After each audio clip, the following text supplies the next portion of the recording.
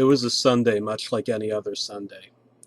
I was kicking back, relaxing from a long week of work, knowing that I had to head back in about 10 or 12 hours for another rough night at the factory. I guess I could add in a bunch of other details about my otherwise mundane life, but I know you couldn't care less, so I'm going to cut to the chase here and just keep things simple. Despite being a factory worker and a high school dropout, I was a ginormous fan of Frasier. Yeah, I know, all the upscale, intellectual, dry, aristocratic jokes, whatever. For some reason, it tickled my funny bone. I totally watched this shit up in the 90s, and a few years later, I owned all the DVDs that were out. Maybe if the show had more explosions, I'd have looked for some Blu-rays, too. But hey, all kidding aside, as I said before, I was a pretty big fan of Frasier. That was before back around summer 2007. I found a 3-episode Frasier DVD on the shelf of my local Blockbuster, kind of hidden behind some other TV show DVD case. Actually, don't remember which one it was. The text on the side of the box was faded, and the at the end of where it was supposed to say Blockbuster on the front was all scratched and faded out. Blockbust, the hell is that even supposed to mean?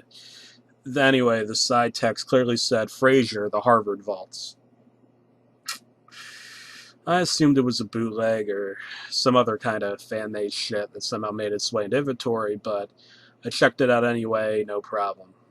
Cashier said something about the label looking old, and really that was all she had to say.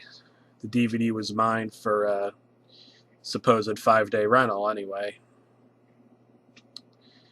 So when I came home to my crappy old bug-infested apartment, I popped in the DVD, hoping for another 10 or 20 laughs before it was time to hit the old sack and go back to the old grind. Nothing was out of the ordinary. The DVD menu was just Dr. Crane with a quirky smile on his face and his arms outstretched. Whatever, worked for me. Clicked my way to the episode listing, and the titles were Frasier's Finest Christmas, Mr. All-American, and The Truth About Eddie. I was immediately curious about the first episode, given that the title suggested that something big had happened. So that was the episode I chose. Nothing on the screen, just a bunch of blackness, whatever, who cares. I can't say I was too surprised, given how old the box had looked and all. Then about, I guess, 25, 30 seconds in, got an error message, and that was when things started getting a little more out of the ordinary. Your DVD is cracked, and so are you. That was the message that displayed on the screen. Sure as hell wasn't the message I usually got when a DVD didn't work, but I figured that the DVD may have customized itself somehow. Whatever, I don't know this shit, I'm just a factory worker. I went to get up and eject the DVD, but by then the message had went away. Alright, I thought. Cracked might mean, like, psychologically when you start to feel a little crazy. And Dr. Crane was a psychiatrist, so after thinking about things for a few seconds, I actually thought it was kind of funny. After another 5 to 10 seconds of blackness, we got video of Frasier's usual apartment. Something seemed off. There wasn't any conversation, any real action. It was just Frasier with his head down on a piano, just making muffled noises that seemed like tears. Not really funny sounding ones or anything either. His head wasn't moving at all. It was sternly down on top of the piano. Alright, I thought. I guess this was pretty easy to make. Some college kid probably quickly edited some footage from the show together and called it a day. Real funny, huh?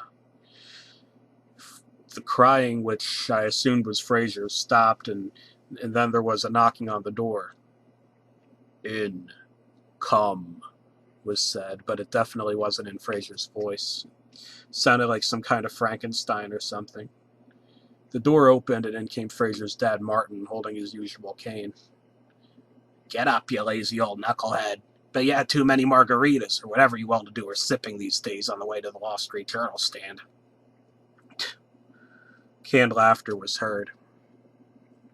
Following that, Frasier lifted his right hand and slammed all of his fingers against some piano keys. doing it entirely without grace and with his head still entirely down on the piano. No sound was heard from the piano, strangely enough. You're still all gloom and doom about your failed experiment, aren't you? You gotta cheer up, man. Relax about the whole thing. Go outside and get some air.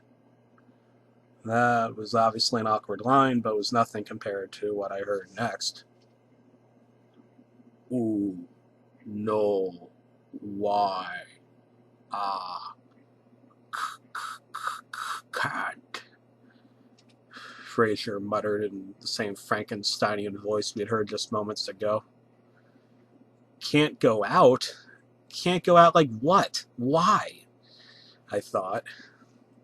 Psh, Martin waved. You know, in the forest, Larry had half his face shot off. Looked a lot like Two-Face, too.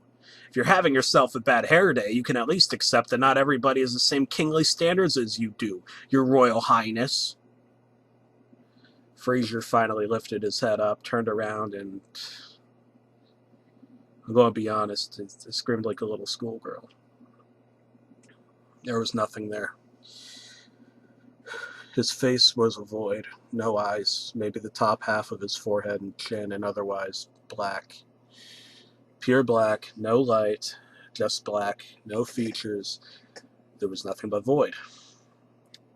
I paused the DVD, turned off the TV for a minute or two, and I took some deep breaths in and out, in and out. It's funny.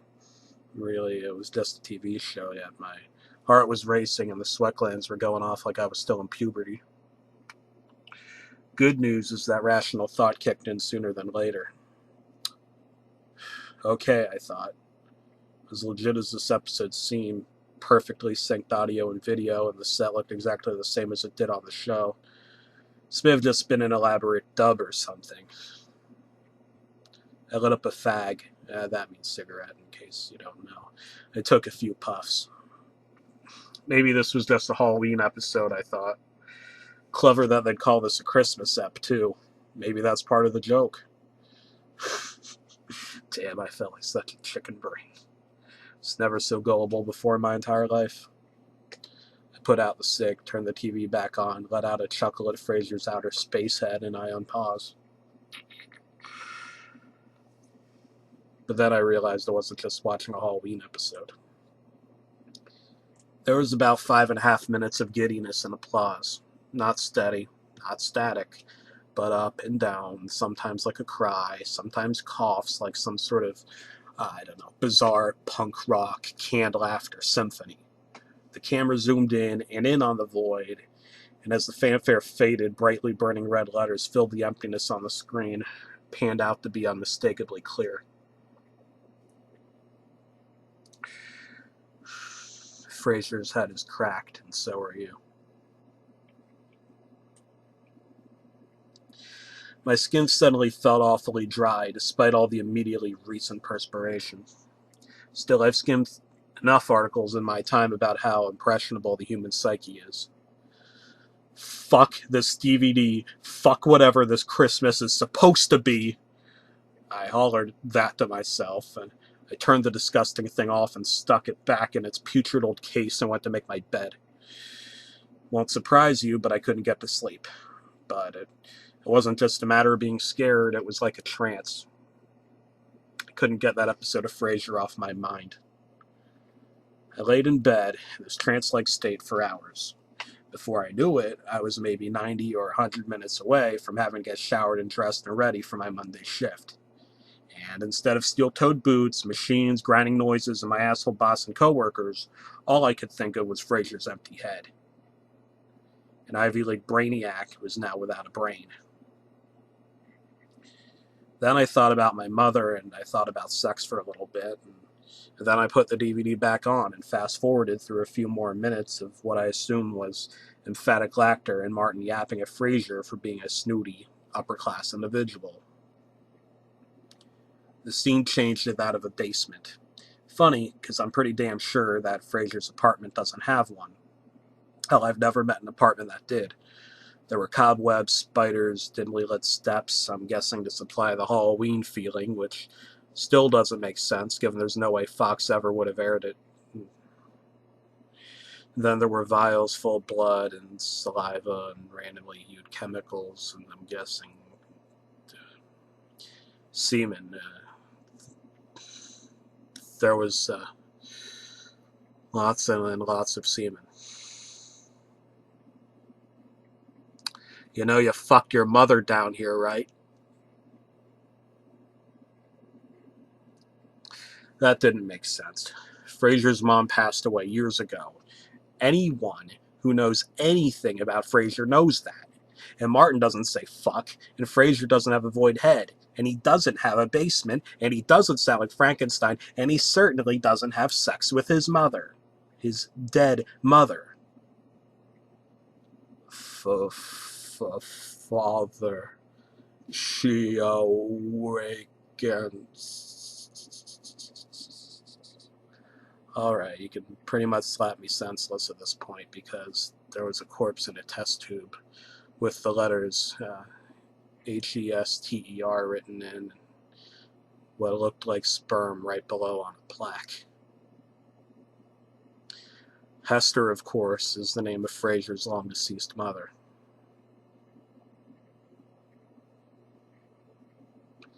Whatever bind the show had on me, it was tightening its grip on me like Superman on a hamster's head.